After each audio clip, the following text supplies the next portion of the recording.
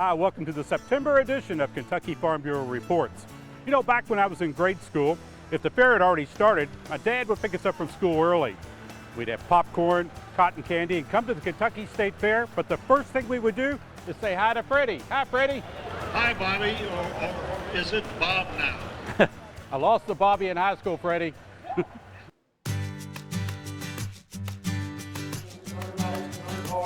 morning, everyone.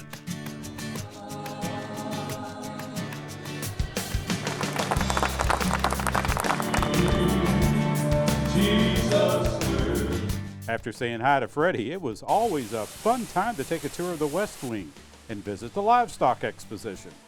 From the animals to blue ribbon arts on display, it was always a fun day. For our Farm Bureau family, it's Farm Bureau Day at the fair that is a highlight of the week.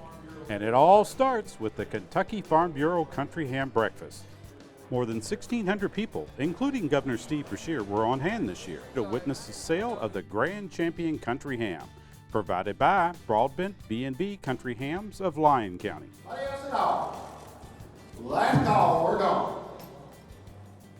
Sold it right there for $500,000. This year's ham went for an amazing $600,000. Republic Bank was once again the winning bidder.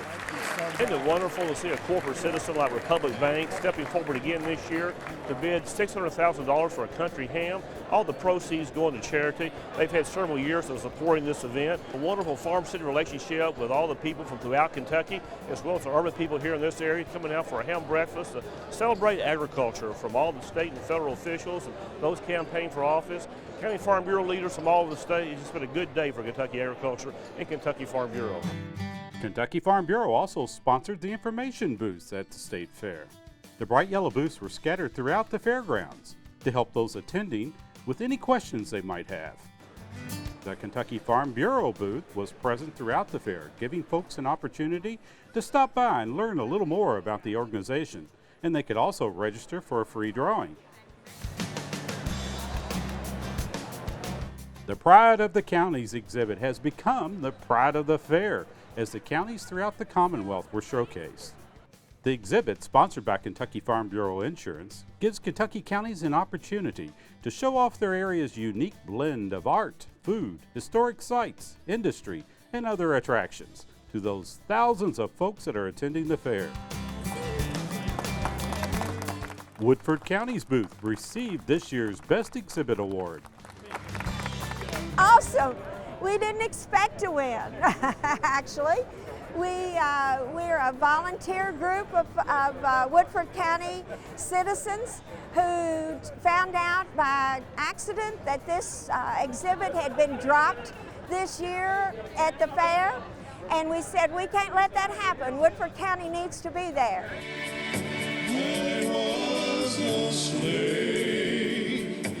Hundreds of eager spectators watched various groups compete in this year's annual Gospel Quartet Contest, sponsored by Kentucky Farm Bureau.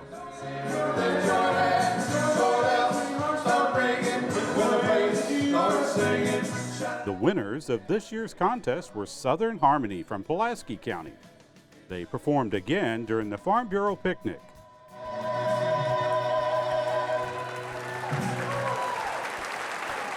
A large crowd turned out for this year's picnic for barbecue, door prizes, and entertainment. It was a picnic with no ants in the comfort of the air-conditioning South Wing. Is Sarah Ayer, 20 years old, a member of the McLean County FFA? Right here, Sarah Ayer. Kentucky Farm Bureau also purchased the State Fair's Grand Champion steer during the annual Sale of Champions. The steer was exhibited by Sarah Ayers from McLean County.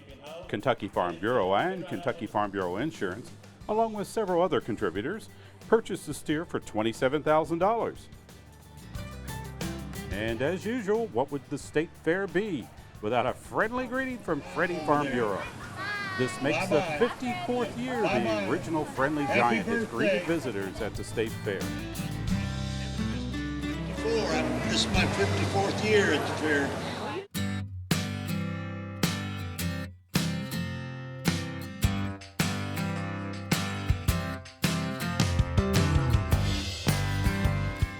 Kentucky Farm Bureau Director Terry Rowlett and his wife Sandra played host with an Ag Issues event with 2nd District Congressman Jeff Davis at their Henry County Dairy.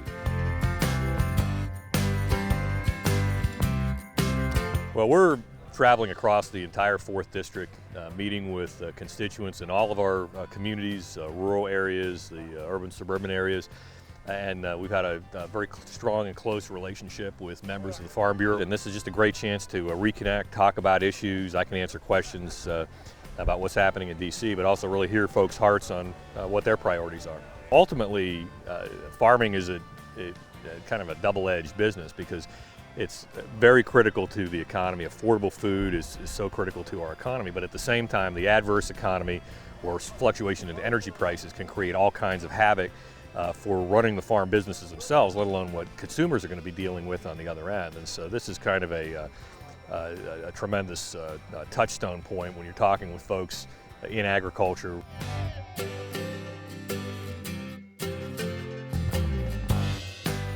Recently, Farm Bureau members came together in Elizabethtown to discuss issues facing the 2012 Farm Bill.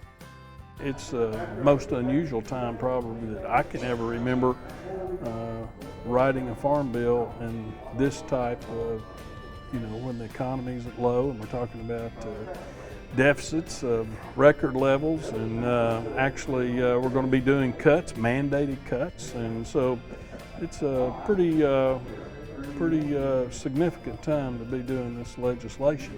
Probably the most important legislation for rural communities is our farm policy and our farm bill legislation.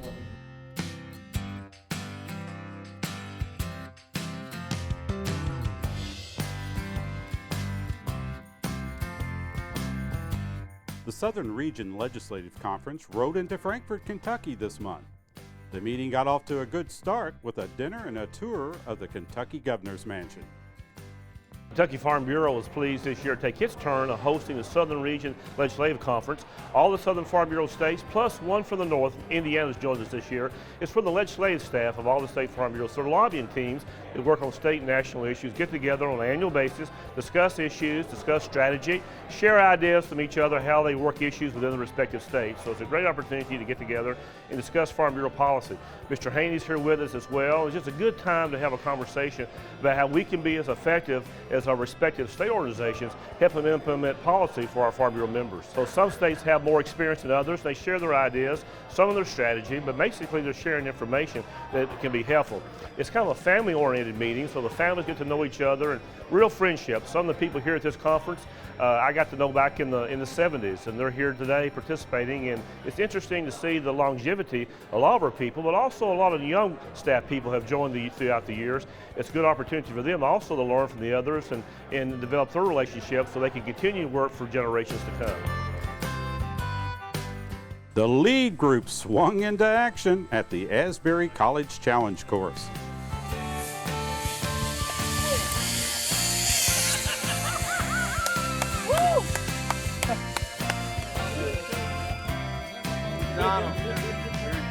The group learned valuable lessons on teamwork and leadership. We're joining together, starting as one and coming together as a whole group, which is bonding us all together as one family. Yeah, it might belong over here, you all. Put you on the football right by the other one. There you go.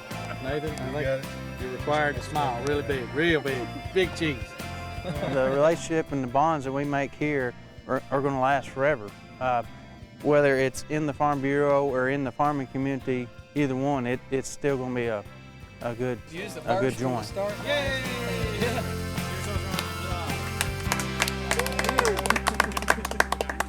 Now for some events coming up on our calendar.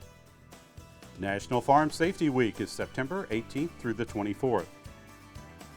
The Kentucky Farm Bureau Golf Classic is September the 26th. And don't forget, resolutions are due October 15th. Well, that's it for this month's edition of Kentucky Farm Bureau Reports. We'll be back with you next month as we plan on visiting the finalists in the Outstanding Young Farm Family Contest. We'll see you then.